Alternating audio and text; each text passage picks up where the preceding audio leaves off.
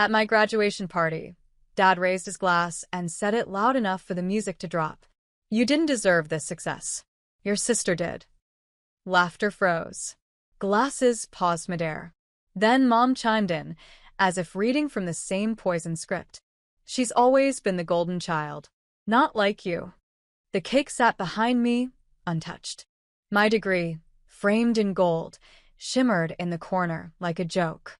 I stood there, holding the glass they gave me, a toast meant to honor me, while they turned my moment into a public rejection. So I smiled, raised my champagne, and said, clear and proud, Great. then she can pay her bills too. Gasps rippled. My sister choked on her drink. My name is Naomi. And from wherever you're watching this, stay with me. Because have you ever realized, in the middle of a celebration, that your entire life was built on proving yourself to people who never planned to love you right? They didn't clap for my acceptance letter. They didn't show up at my thesis defense. But they came to the party. For the photos. For the credit. I watched my mom's expression shift, from smug to stunned. Dad opened his mouth, probably to bark something cruel, but I was already walking away. Out the door. Off the porch. Into the night air that felt more like family than they ever did. Aaron was waiting by the car. You okay? He asked, stepping forward. No, I said. But I will be. Because in that moment, something in me shattered, not out of pain but release. I was done trying to earn love. Done writing checks, literal and emotional, to parents who only saw me as a utility. They wanted golden child worship? Then they could live without my gold. The next day, I cut them off. Every automatic payment. Every card with their name. Every account that bore the weight of my loyalty. Gone. That was the beginning. But what came next made them regret ever opening their mouths. I thought the silence would feel like guilt. Instead, it felt like freedom. No more daily transfers to cover their mortgage. No more emergency payments for my mom's cosmetic procedures. No more, it's just until your sister gets on her feet, lies. They didn't know I'd been holding up the scaffolding of their lives for years. And now I'd let it fall. 3 days later, my sister texted. Mom's card isn't working. Did something happen? I stared at the message like it was a joke. Something happened? Yeah, truth happened. I didn't reply. Aaron and I were already on the road, a long overdue weekend trip. As the engine hummed and the sun dipped behind the hills, he reached over and held my hand. You finally did it, he said. I don't think they even know how much I gave, I whispered. He looked at me. They don't. And they never will. That's why you had to stop. Because here's the part no one claps for. While my sister was out finding herself, I was working 2 jobs and paying off their second mortgage. While they praised her Instagram milestones, I was the one wiring money to fix their plumbing and clear their credit card debt. They worshipped her glow, but it was lit by my fire. Until I blew it out. That night, Mom called 12 times. Dad texted, grow up. This is petty.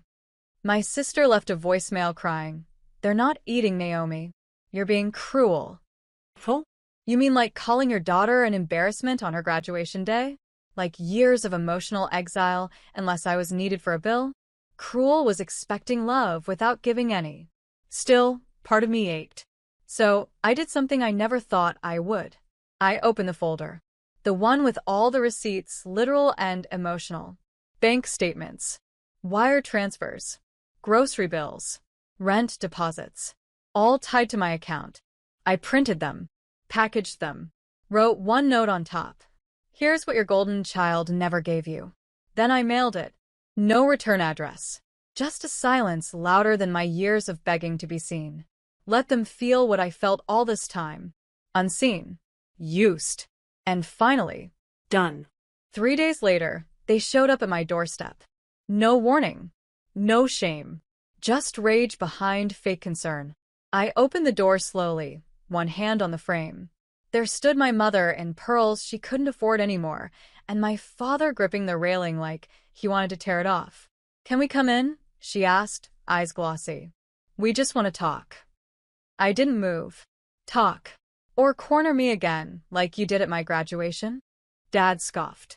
You really think punishing us makes you the hero? No, I said, steady.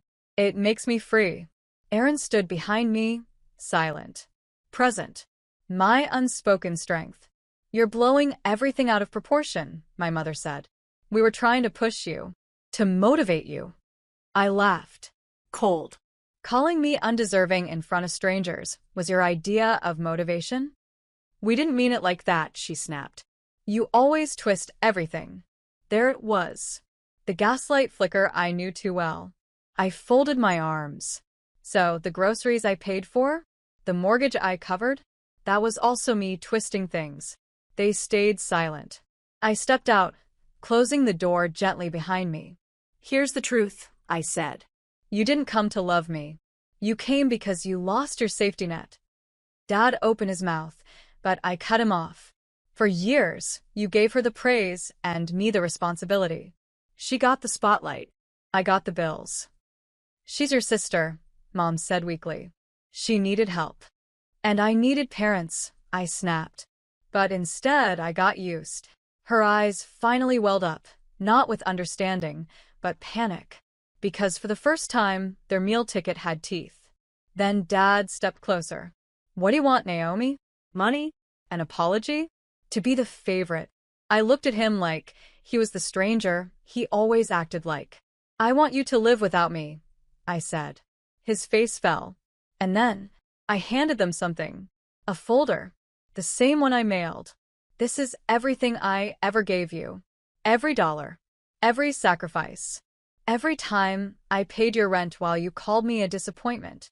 I walked back inside, leaving them standing in the quiet. I didn't slam the door.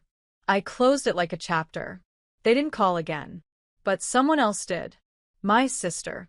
And what she said turned everything I thought I knew upside down. Her name flashed on my screen at 2:14 a.m. Maya, sister. I stared at it, thumb hovering, heart thudding in my throat. Then I answered. Naomi. Her voice was wrecked, like she'd been crying for hours. I didn't know. I swear to God, I didn't know it was all you. I didn't respond. I just listened. I thought Dad was helping you, she said. He told me you were doing fine. That you married rich. That he was carrying you. I let out a breath that sounded almost like a laugh. Is that what he said? I didn't know they were living off you. That you were paying for everything while I was… God, I was shopping like an idiot. Maya, I said, my voice sharp but calm. You didn't ask. You didn't care. Silence. Then, you're right. The words cracked something in me. Because I'd never heard them before. Not from her. I was jealous of you, she whispered. All those degrees, the house, the husband who actually shows up. I wanted to believe you were privileged. That you had it easier. Because admitting you worked harder made me feel like crap. My throat tightened. But Naomi, she continued, you weren't just the strong one. You were the only one. That silence between us wasn't empty. It was full of years. Of comparison. Of buried rage. And for the first time, it broke. She said, they're freaking out. Mom's trying to get loans. Dad's pretending nothing's wrong, but he's calling every day asking what to do. Let them figure it out, I said. I know. I wanted to tell you something. I sat up straighter. I got the folder, she said. They left it on the kitchen counter. I read every line. Every receipt. Every transaction. Her voice cracked again. And I just want to say, I'm sorry. For being blind. For letting them pit us against each other. For not seeing you. Tears blurred my eyes. Then she added, softer now. I don't want your money. I just want to start over. As sisters. If you'll let me. I sat there in the dark, the ache in my chest shifting. Because I realized this was the apology I'd waited years for. Not from my parents. But from the one person who could actually give it meaning. And maybe, just maybe, I wasn't alone anymore. We met at a quiet cafe on the east side. No cameras, no parents, no noise. Just two women who shared a childhood, and almost nothing else. Maya walked in looking like she'd aged 5 years in 2 weeks. Her once perfect nails chipped. designer bag traded for a tote. And her eyes, red-rimmed, tired, but finally honest. I didn't know what to wear, she joked softly, sliding into the seat across from me. Didn't want to look like a parasite. I let out a small laugh. Not forgiving, not cruel. Just tired. She reached into her bag and pulled out a thin notebook. "What's that?" I asked. She pushed it toward me. "The money." I calculated it. What I spent. What I owed. What Mom and Dad used in my name. I flipped through it. She'd written it all out by hand. Every dollar. Every gift. Every lie. "I want to pay you back," she said. "Even if it takes me 10 years. I closed the notebook. "You can't buy your way back into my life," I said. "This isn't about the money anymore." "I know," she said. "I just needed you to know I see it now. I see you now."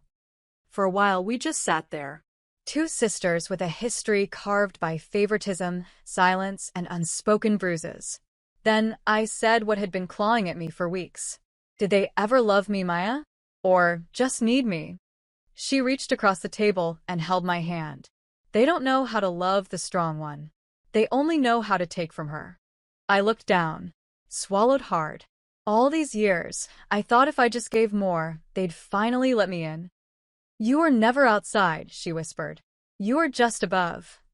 That broke me. Not into pieces, into truth.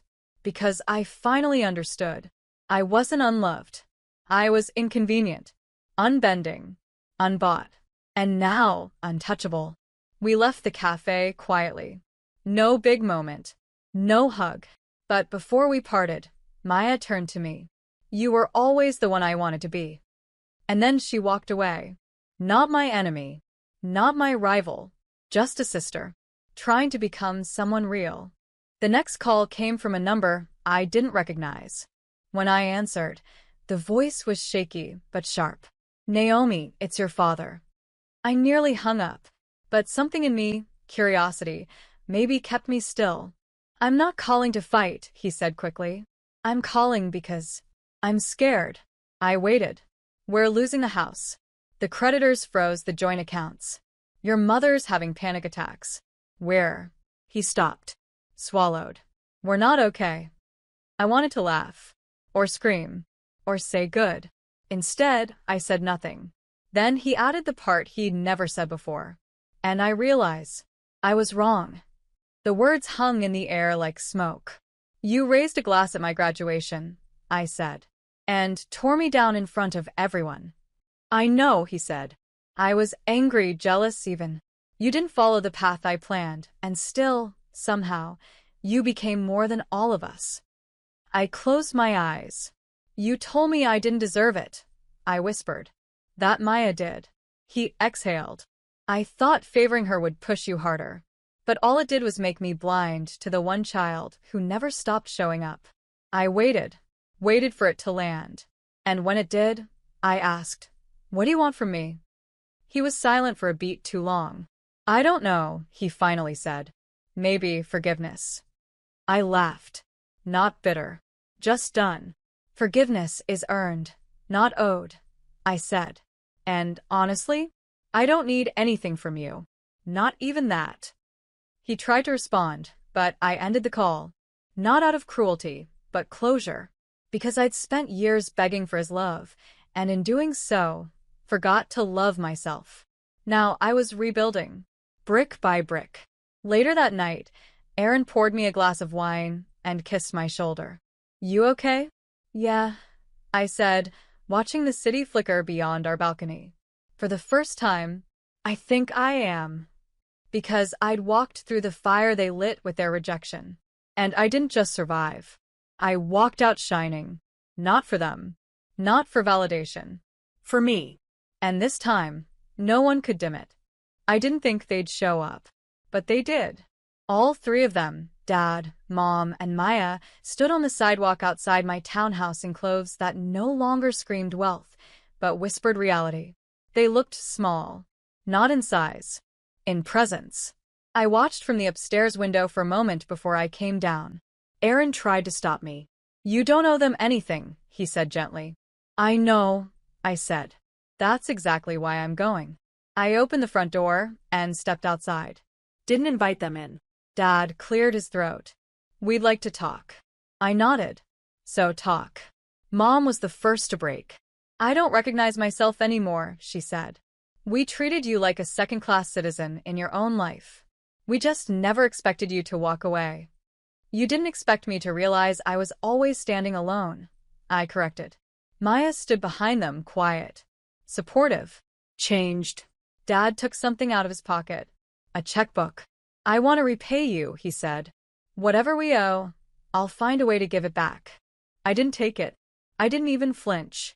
I don't want your money, I said. I wanted your respect. And you buried it under years of insults and favoritism. He nodded. Not proud. Not defeated. Just human. We're selling the house, he said. Moving out of the city. Starting fresh. That's good, I said. Maybe now you'll learn to build something without using me as the foundation. Silence stretched between us like glass. Then Maya stepped forward.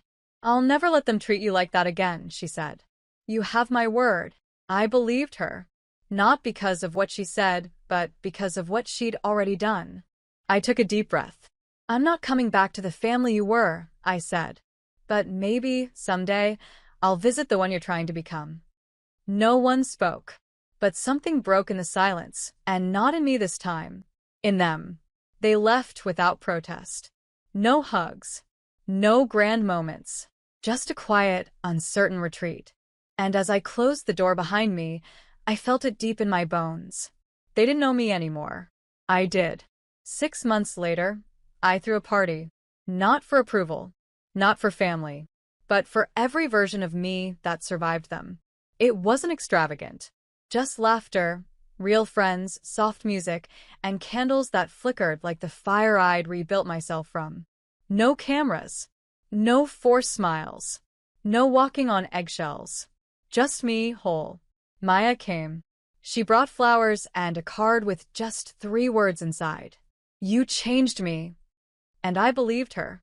She'd gotten a job. Downsized. Paid me back what she could, little by little, even when I told her she didn't have to. She came to dinner sometimes. She listened. She didn't compare. And she never once said the word golden again. Mom and Dad didn't come. But they mailed a letter. Handwritten. Honest. They wrote about therapy. About reflection. About how their silence had a body count. And how I was the first person who ever made them look in the mirror. They didn't beg to come back into my life. They just said thank you for cutting the cord that made them finally grow. I stood on my balcony that night, wine in hand, Aaron's arm around my waist, the city breathing beneath us. You still think about it? He asked. Sometimes, I said, but it doesn't hurt anymore. Because I realized something they never did. They tried to bury me in shame, but I used it as soil. I grew in it, became someone they couldn't control, couldn't define, couldn't destroy. The golden child? That title meant nothing to me now. Because I wasn't gold. I was forged. And I didn't shine because they let me. I shined because I burned.